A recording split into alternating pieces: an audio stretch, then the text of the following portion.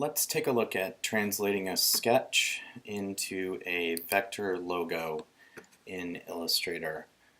I have a clean file set up for print. That's CMYK at 300.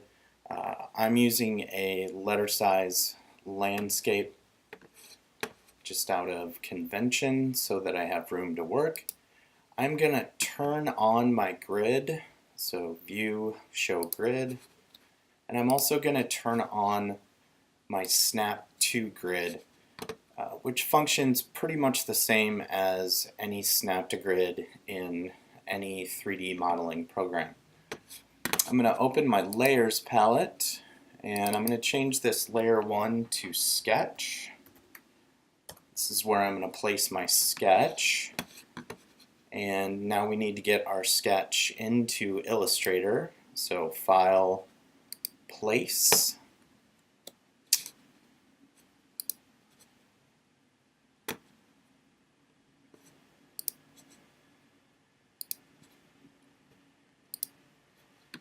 And this PDF, the address to this PDF, if you would like to follow along with the same files, is in the description for this video. Since this is a multi-page PDF that I'm importing, I want to check the Show Import Options, and then I'm going to hit Place. That Show Options will allow me to choose which page of the PDF I actually want to place here into Illustrator. I want page 1, the staggered houses. I'm going to hit OK. And when you place an image in Illustrator, what it's going to show you is your pointer and a thumbnail of the image. I can click and drag to size proportionally this image as I drop it in, or I can just click on the artboard and it will drop in the image full size, which is what I'm going to do here. Alright. Now what I want to do is align this to the very center of my artboard. So with the image selected on the artboard, I'm going to go to the alignment tools in my taskbar, my main taskbar, and make sure I'm set to align to artboard, and then I'm going to hit center, center. Alright, I'm going to lock this layer, and then I'm going to create a new layer. It's the box with the corner folded over, just like Photoshop, on top of that layer, and that's going to be my art layer. And this is the layer that I'm going to work on to create my logo. I'm going to zoom in here quite a bit, and I'm going to create this with the pen tool. The nice thing about this logo is it's strictly straight lines, a geometric shape. So the pen tool, how it functions for straight lines is just to click and move and click and move, and then I'm going to go back to my beginning to close. It's going to show me the little circle, and then you'll notice as I was drawing, those points drop directly on grid intersections. Okay, I actually don't need this shape, and now I can start drawing my house shape. So again, with the pen tool, keyboard shortcut is P. I'm going to go roughly where the other top right corner of this door would be. And I'm just going to start clicking around this shape, kind of letting the snap to grid determine where my intersections and corners actually fall for this logo. Okay, and then on the right hand corner of the roof here, I just want to try to visually make it the same as on the other side. The bottom of this does an overlap to go up and create the door, and then I'm just going to finish and close my shape. If I go back to my selection tool, that's V on the keyboard, and open my swatches palette, I can put a little color into this. I'm going to use light green for the interior and a darker green for the stroke. Let me zoom in on this quite a bit so you can see it. I'm going to turn off the visibility on the sketch layer for a second so that we can just take a look at the artwork. Notice how the outline, the stroke, the corners are all very, very sharp. I find that when drawing with a pen tool, a nice trick to soften your drawings and make them feel a little less vectorized or computerized is to open up your stroke palette over here on the right hand side. I'm actually going to up the weight of this to about 3, and then what I want to do is click on these round caps and round corners. You can see when I do that it softens and rounds these corners here, and it just gives it a little lighter feel. Now I also need to put in the chimney from the original drawing, and I'm just going to eyeball that in here as a rectangle. And back to my selection tool, V on the keyboard.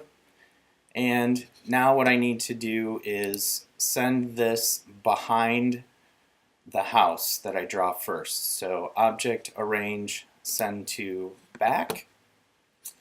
And then I'm going to select both of these objects and right-click Group and group them so that they stay put. All right. I'm going to zoom out a little bit here on my screen. I'm going to select my house unit and go back to my layers palette, turn on my sketch for reference for a second. And what I need to do is we need 2 more copies of this rotated. 360 divided by 3 is 120, so my rotation is going to be 120 degrees. I'm going to use the rotate tool over here in the toolbar just about in the middle. Looks like a circle with an arrowhead. I'm going to double click on that tool and it's going to bring up the rotate dialog box. Now I was practicing, so I'm already set to 120 degrees, which I can type in again. And anytime you use one of these tool dialog boxes, make sure that you click on preview so that you can see what the transformation is going to look like. Now if I hit OK from here, it's going to perform the transformation on the object I have selected, just like it's showing on the screen right now. What I actually want is a copy, and then back to my selection tool, and I'm just going to bring this here kind of outside out of the way. I'm going to go ahead and turn my sketch back off because I'm done with it. I need 1 more copy of this, again rotated 120 degrees, so rotate tool, copy. It'll come up with the same settings. And now you can see I have my 3 houses. Now to line these up, they don't actually have points where they line because they line right here in the corner of the door. So I'm going to go to View, Snap to Grid, and turn that off so that I can move these freely on the artboard.